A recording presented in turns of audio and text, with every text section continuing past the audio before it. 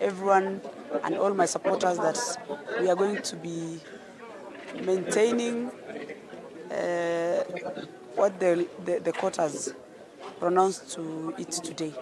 But more so, I also want to say that whatever happened, because many people are asking me whether I was going to be, there's another process in court, so I'll take another, there'll be a date in court, and I'm going to definitely abide to it.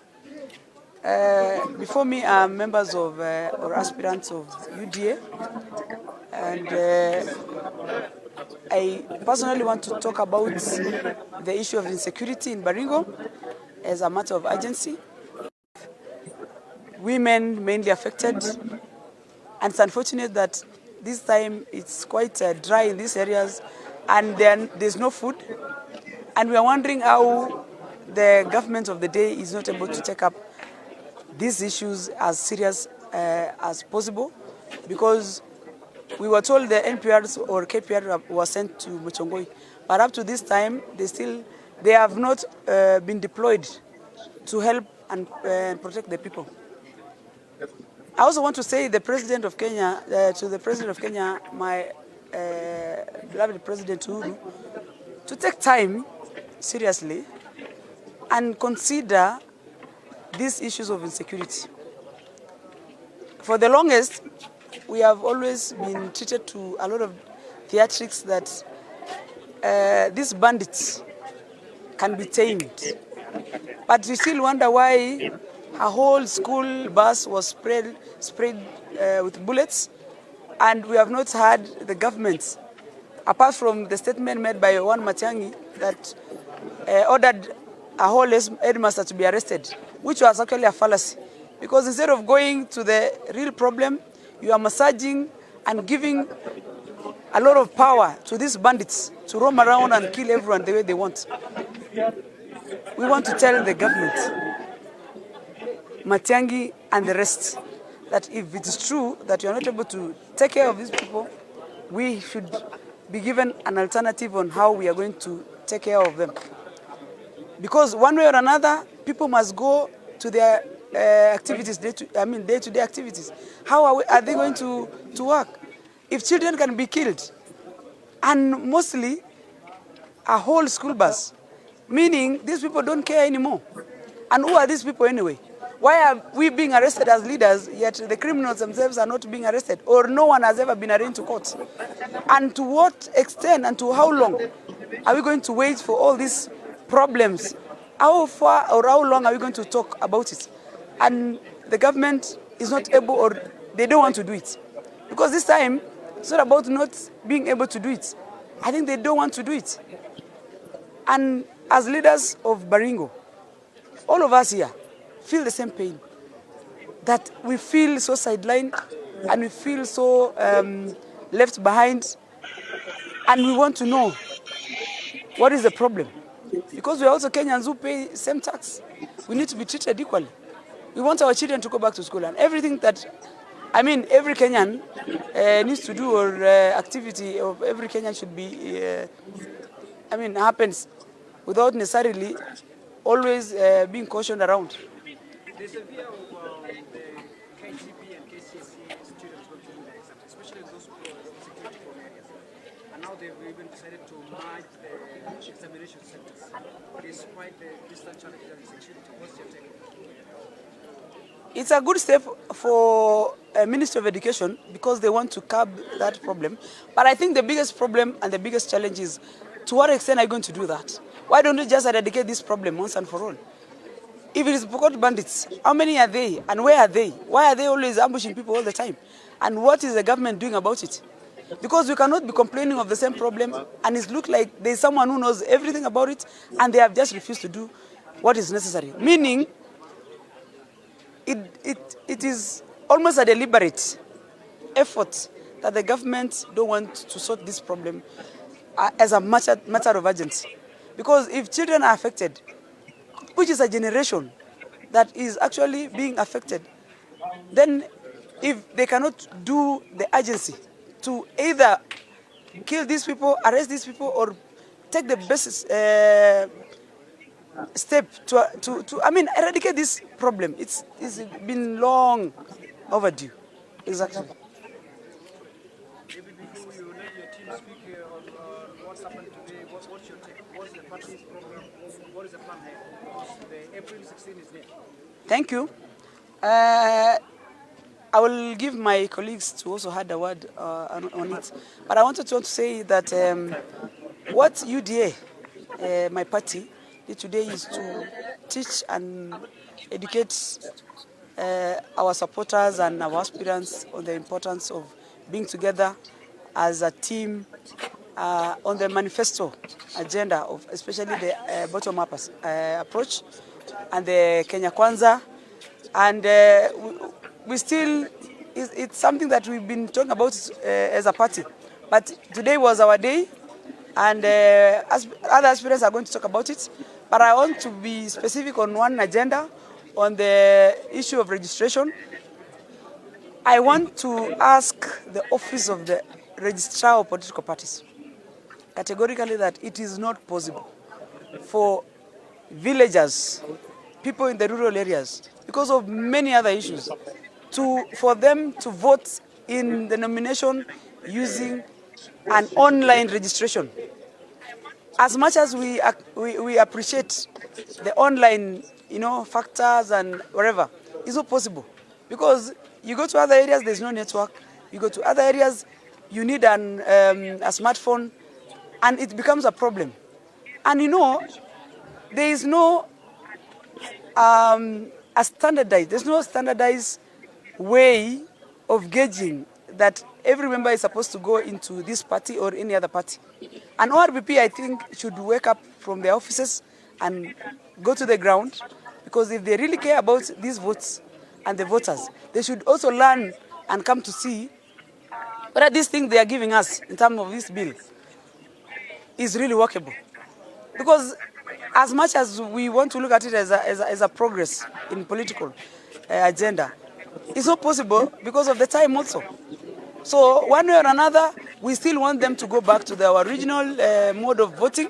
We want the IBC list and using our normal IDs. That way, we will give every Kenyan an opportunity to vote fairly and squarely. Thank you. I want to give my next. Yeah, thank you. Just want to add just one or two with what my counterpart has just said, that today we converged here as UDA aspirants from the wider part of Baringo County. And as much as we've been discussing on the modalities of the nominations that are just around the corner, and the national elections that will be done in August. So verification to confirm, because what is important at the end of the day is just to use an authentic list. Because of the time and the challenges that we have, we wondering as members that what kind of a list shall we have? How authentic will it be? How comprehensive will it be? Will we be able to have all the entire population that is willing and wanting to vote to exercise their democratic rights? So as has been said, we are challenging the registrar of political parties to really come out very clearly and be realistic as far as this registration is concerned. Alongside that, as our sisters just mentioned, is that our concern, as we are talking also to our members, is that when we want to guarantee free and fair elections, that cannot happen under an environment that is harsh, that there is no security. Development, elections that are meaningful can only happen in a peaceful environment. As much as we also educate our people that when the elections come, and even as we campaign, we want our people to exercise a lot of decorum in the way they conducted themselves. We want peaceful elections, we want our people to be peaceful, but we know the government has what it takes to guarantee and ensure there is peace. They have all what it takes. If that willingness is exercised and the government exercises its machinery, surely I think they are able to guarantee and ensure us. Because even us, when we are campaigning and talking to our people, when you are not sure of tomorrow, when you are traveling and you are not sure of reaching your destination, surely that kind of an environment is really unwanting. And therefore, we are calling for our citizens to be peaceful. We are calling for our people to exercise a lot of decorum, but the greater part of it is that since the government has a right to protect the property and the lives of its own people, we are relying on that, and we want to still trust that the government is going to do what it takes to guarantee peace in the peaceful environment, so that we can go about our development activities, and more so to ensure that these elections that are coming will be in a peaceful and an enabling environment, so that our citizens are able to exercise their democratic rights without fear or favor of contradiction in any way. Otherwise, as UTA members, we want to say we are organized, and we are in support of our economic model of bottom-up approach that we even today had experts, economic experts, to really tell our citizens to understand that it is not just a theory or a matter of shouting bottom-up approach, but it's a reality that works, because when we focus everything from the bottom, basing on the real issues that we have on the ground, at least this is a model that works, and we are in support of our Deputy President in this dream, and we want to believe that we are going to work out successfully under the leadership of His Excellency the Deputy President. Otherwise, our citizens, let us work together, let us pray together, and be together, and I want to believe that we are going to succeed at the end of it all. Thank you so much, and may the Lord bless you. Yes, thank you very much. These members of the Fourth Estate. Today we are here. We converged here today to discuss our party issues and the economic model that we believe in, and we've just concluded. But to speak to some issues here, one, I would want to talk about the insecurity, the perpetual insecurity that has characterized our county of Baringo. We know for a fact that the government is running out of strategies, that when we speak about the plight of our people, they decide to chase our leaders left, right, center, and bringing hopeless charges against them. We know them. We know how to read those hopeless cases. These charges of incitement or whatever have always brought stress to our judicial officers, to our prosecutors. That is hopeless. It is a common fact in this country that anybody can have a gun with a license. What was the offense? Saying that. There is no offense. You cook other issues, but we will defend this to the hilt. And we are ready to defend our leaders because we want to ensure that security is guaranteed for every citizen in this country. Here, Baringo, several parts in Baringo County have been declared dangerous and disturbed It has hampered development. We have always asked the government to defend us. They have not done it. To date, we've had operation after operation after operation. Useless. They need, if they are real security officers who are well trained, they need to show us that they are up to the task. We know that it is the duty of the state to protect every citizen, and that is a social contract. We put you in power to protect us. When we see a US citizen held in captivity, one man, a special contingent of special officers are sent to rescue that man. But here in Baringo, people are killed day in, day out, but people just chase one officer, wanafunga border kila mahali, ati kwa sababu one leader has spoken to the plight of our people. Up your game, man. Up your game. We are really looking at what you are doing, and your time is coming.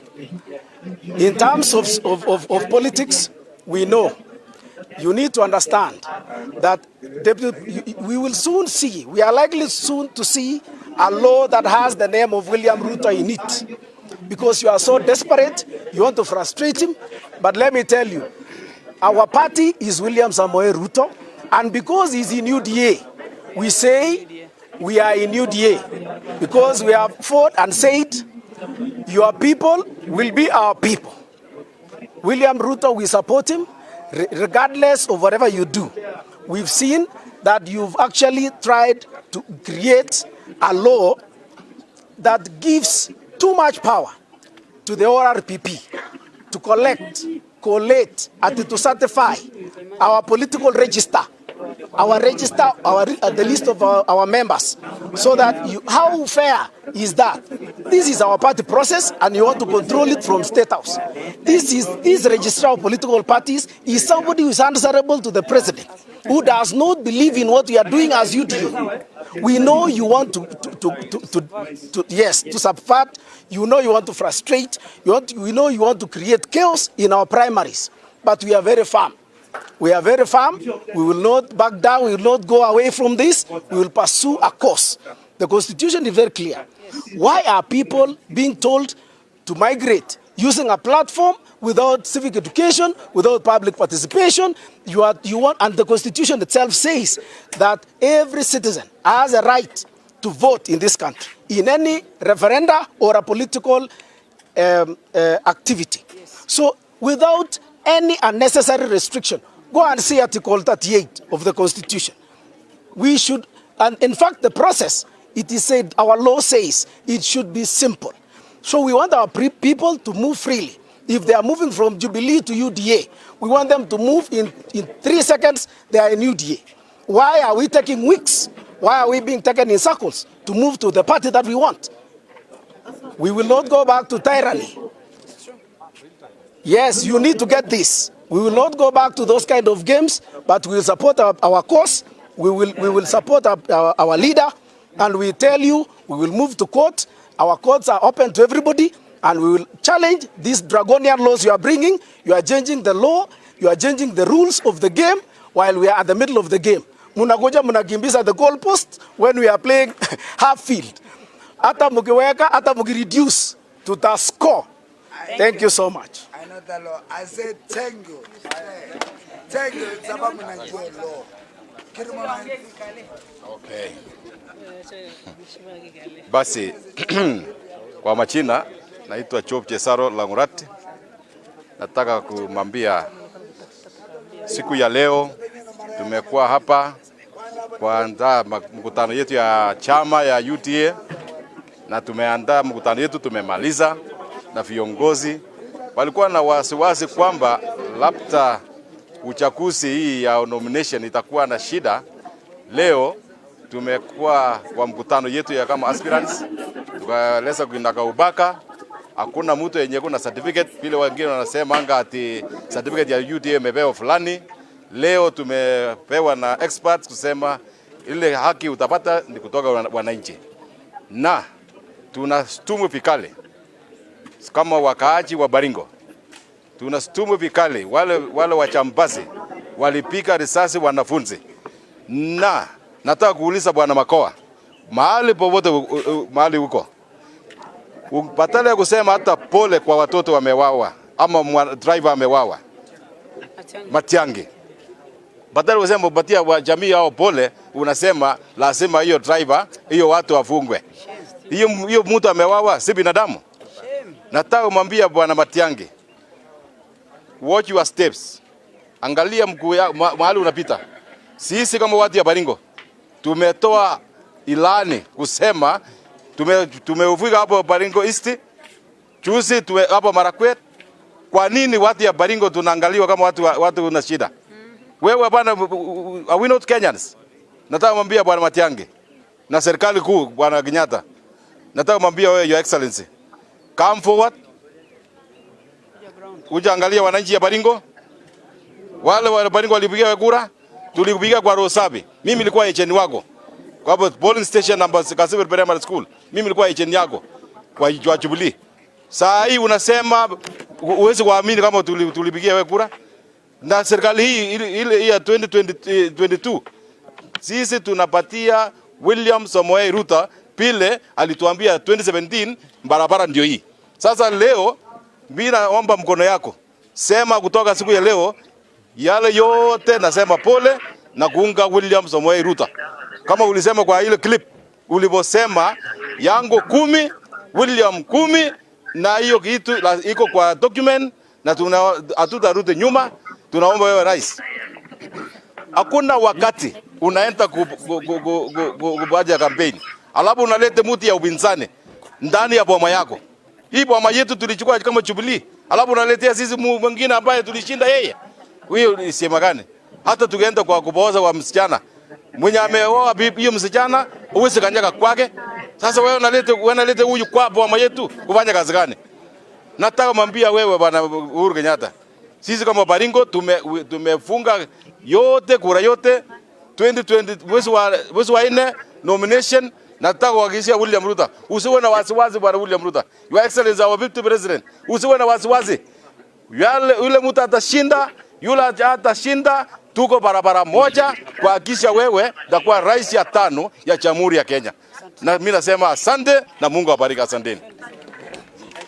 Asanteni sana. Please. Okay.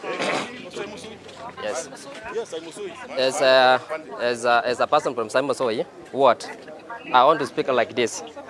I want to urge the government through the security agents that we are requesting that now, because we have a critical time in time of national exams. As a person, as an aspirant from Simosoi Ward, I want to request the government and the security agencies to ensure that those children who are doing the national exams are catered for. Nataka kuambia Matiang'i ya kwamba akuje ground, angalia ground vile iko na angalia wao wanafunzi ambao wanafanya exam ya KCPE and KCSE in those schools, because currently around 5 schools are not in schools. So we want that the government, please, can you listen to the people of Baringo?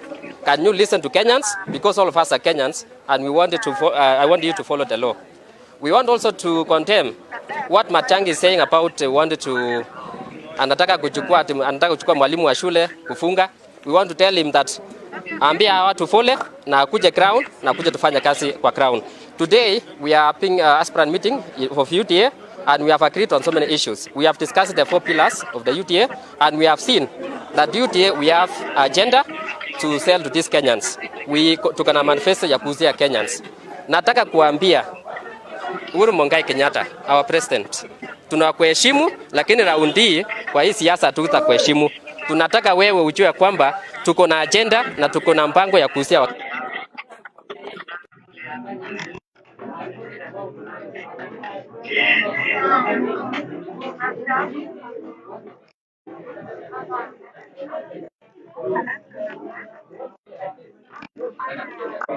hatuwezi kubali mambo